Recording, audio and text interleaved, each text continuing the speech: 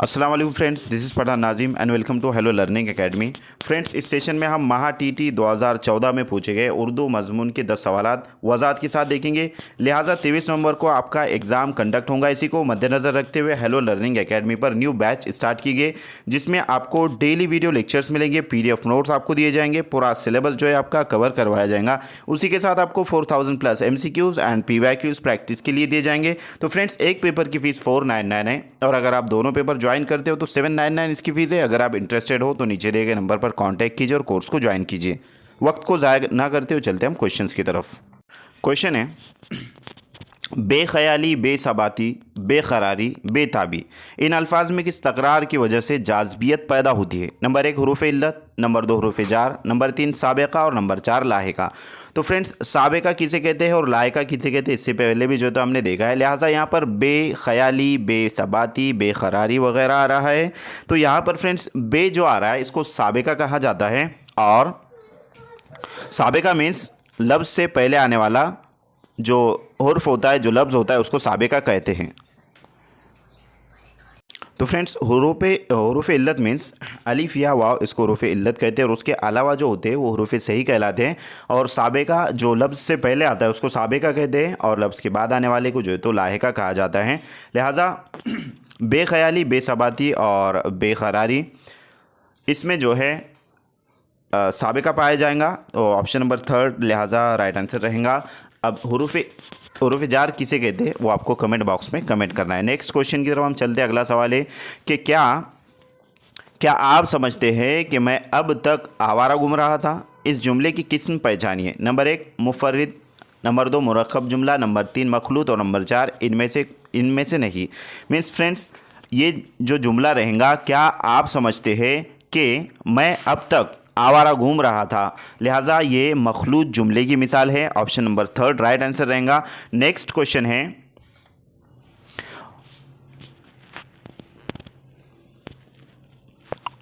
उम्र ख्याल की पहचान डैश डैश से है। नंबर 1 मसनूई, नंबर 2 रुबाई, नंबर 3 गज़ल और नंबर 4 ख़तात।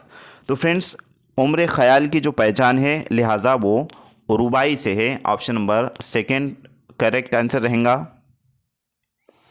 नेक्स्ट क्वेश्चन की तरफ चलते हैं। अगला सवाल है कि लफ्ज़ मग़फ़िरत के हुरूफ़ों को अलग करने के बाद बित तरतीब कितने ख़मरी और शमसी हुर्फ आते हैं? नंबर 1 3 शमसी 2 ख़मरी, नंबर 2 3 ख़मरी और 2 शमसी हुर्फ, नंबर 3 4 ख़मरी और 1 शमसी हुर्फ और नंबर 4 1 शमसी और 4 ख़मरी हुर्फ। तो फ्रेंड्स, लफ्ज़ मग़फ़िरत में कितने हुर्फ कमरी और शमसी है ये हम देखेंगे। फ्रेंड्स, जैसे कि आपको यहाँ पर नज़र आ रहा है, ये मुकम्मल उर्दू ग्रामर की जो है तो नोट्स है और इसमें हम देखेंगे हुर्फ़ शमसी और हुर्फ़ कमरी से रिलेटेड। तो यहाँ पर आपको जैसे नज़र आ रहा है, हुरूफ शमसी, जब किसी लफ्ज़ पर अलिफ लाम लगाया जाए और वो अलिफ लाम पढ़ा ना जाए बल्कि अगला हुर्फ तजदीद के साथ पढ़ा जाए तो हुरूफ शमसी कहलाता है। जैसे कि अब हुरूफ शमसी कौन कौन से हैं?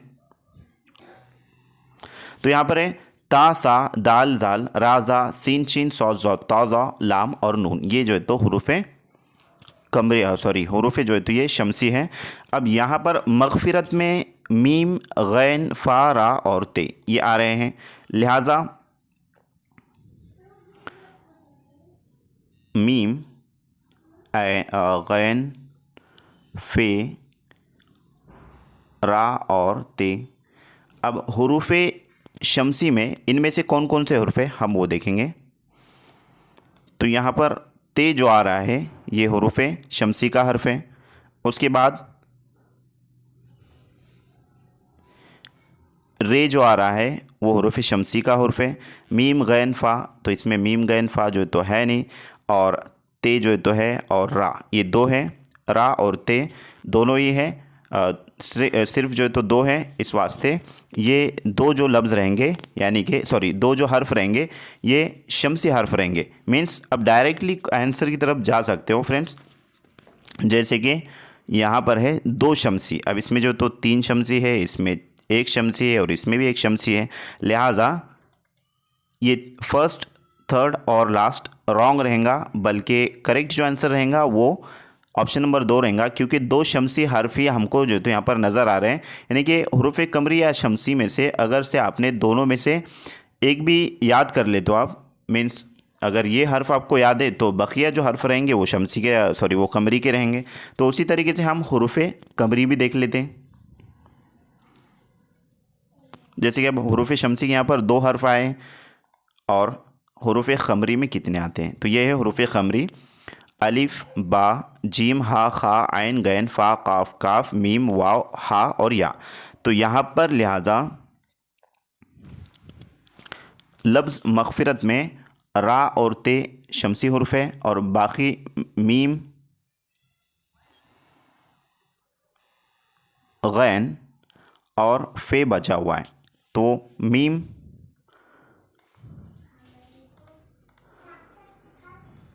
गैन और फ़े ये हुरूफ शमसी के हर्फ हैं। लिहाजा यहाँ पर ऑप्शन नंबर जो सेकंड है 3 हर्फ कमरी और 2 हर्फ शमसी के हैं। तो इस क्वेश्चन का जो करेक्ट आंसर रहेगा ऑप्शन नंबर सेकंड रहेगा। नेक्स्ट क्वेश्चन की तरफ चलते हैं। अगला सवाल है, आज का काम कल पे मत डाल वरना कलेजा मुँह को आएगा। हस्बे बाला जुमले की मुनासिबत से दर्ज झेल में से कौन सा मुतबादिल सही होगा। नंबर 1, इस जुमले में बिलतरतीब एक कहावत और एक मुहावरा है। नंबर 2, इस जुमले में बिलतरतीब एक मुहावरा और एक कहावत है। नंबर 3, इस जुमले में 2 कहावतें हैं। और नंबर 4, इस जुमले में 2 मुहावरे हैं। तो फ्रेंड्स यहाँ पर आज का काम कल पर मत डाल वरना कलीजा मुँह को आएगा। तो यहाँ पर एक ही है, लेकिन कलीजा मुँह को आना और आज का काम कल पर जो है तो मत डालना।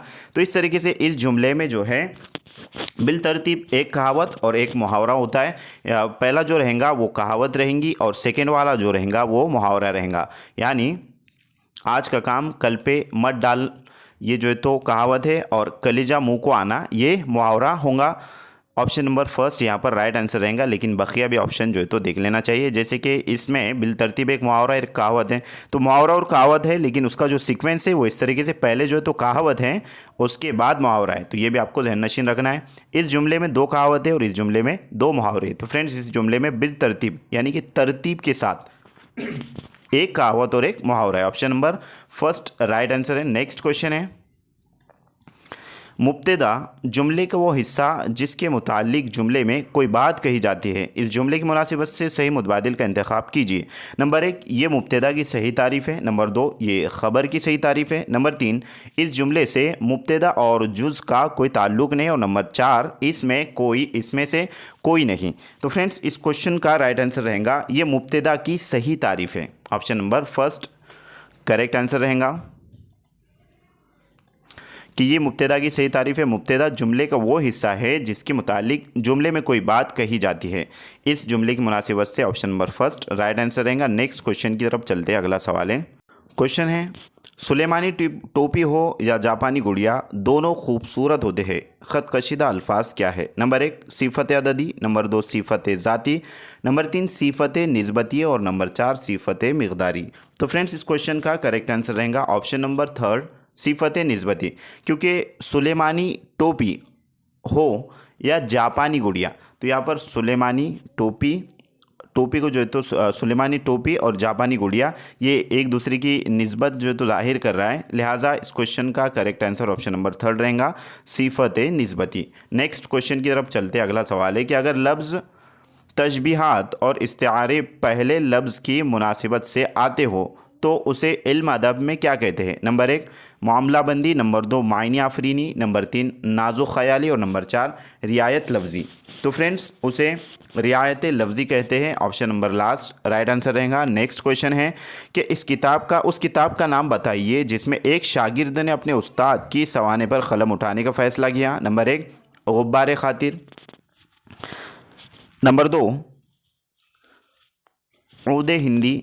नंबर 3, यादगार गालिब। और नंबर 4, यादों की बारात। तो फ्रेंड्स इस क्वेश्चन का करेक्ट आंसर है ऑप्शन नंबर थर्ड, यादगार गालिब। यानी कि उस किताब का नाम बताना है तो वो किताब का नाम है यादगार गालिब, जिसमें एक शागिर्द ने अपने उस्ताद की सवाने पर कलम उठाने का फ़ैसला किया। लिहाजा यादगार गालिब मीन्स गालिब की याद में उनके जो शागिर्द थे उन्होंने कलम उठाकर सवाने जो है तो लिखा है यादगार गालिब। नेक्स्ट क्वेश्चन की तरफ बढ़ते अगला सवाल है कि बागो बहार, ऐशो इशरत, रंजो रंजो अलम, इन लफ्ज़ों की तरकीब में वाव क्या कहलाता है? तो नंबर 1 है वाव मजहूल, नंबर 2 है वाव मारूफ, नंबर 3 है वाव अत्फ और नंबर 4 है वाविन। तो फ्रेंड्स इस क्वेश्चन का करेक्ट आंसर रहेगा वाव अत्फ। तो यहाँ पर जो दरमियान में वाव आता है फ्रेंड्स उसको वाव अत्फ कहा जाता है। ऑप्शन नंबर 3 सही जवाब रहेगा। नेक्स्ट क्वेश्चन है कि तहतानवी तालीम का निसाब 2012 के मुताबिक ज़बान उर्दू के निसाब की तश्कील में तलबा में मुतअख्खिर तब्दीली के सुतून के नुकात कौन से है? नंबर 1 इल्मी जज्बाती महारतों के लिहाज से, नंबर 2 इल्मी अखलाकी सलाहियतों के लिहाज से, नंबर 3 इल्मी नफ्सियाती काबिलियत के लिहाज से और नंबर 4 इल्मी समाजी शख्सियत के लिहाज से। तो फ्रेंड्स यहाँ पर जो लफ्ज़ आ रहा है लिहाजा सलाहियत से रिलेटेड आ रहा है, यानी कि 2012 के मुताबिक स्किल्स पर ज़्यादा जो तो तवज्जो मरकूज़ की गई थी। तो ऑप्शन नंबर 2 की तरफ सही जो है तो रुख रहेगा कि इल्मी अखलाकी सलाहियतों के लिहाज से 2012 के 93वीं निसाब के तालीम के मुताबिक जो है तो ज़बान उर्दू के निसाब की तश्कील में तलबा में मुतअख्खिर तब्दीली के सुतून के नुकात में से जो है तो ऑप्शन नंबर 2 है इल्मी अखलाकी सलाहियतों के लिहाज से। ऑप्शन नंबर 2 राइट आंसर रहेगा। तो फ्रेंड्स मैं उम्मीद करता हूँ कि आपको तमाम तर क्वेश्चन अच्छे से समझ में आ गए होंगे। अगर किसी का कोई डाउट है, किसी को कोई क्वेश्चन करना है तो ज़रूर आप कमेंट बॉक्स में कमेंट कीजिए। मिलते हैं हम नेक्स्ट टाइम नेक्स्ट वीडियो में। अगर आपको वीडियो अच्छी लगे तो एक लाइक ज़रूर करें, चैनल को सब्सक्राइब नहीं किया है तो सब्सक्राइब ज़रूर करें और बेल आइकन को प्रेस करके ऑल बटन पर क्लिक कीजिए ताकि आने वाली वीडियो की नोटिफिकेशन आप तक पहुंचे। और इस वीडियो को अपने फ्रेंड सर्कल में ज़्यादा से ज़्यादा शेयर कीजिए जो महाटीटी 2025 के लिए प्रिपरेशन कर रहे हैं। मिलते हैं नेक्स्ट टाइम नेक्स्ट वीडियो में। Thank you for watching and listening my video. Thank you very much Indeed for your cooperation and have a nice day.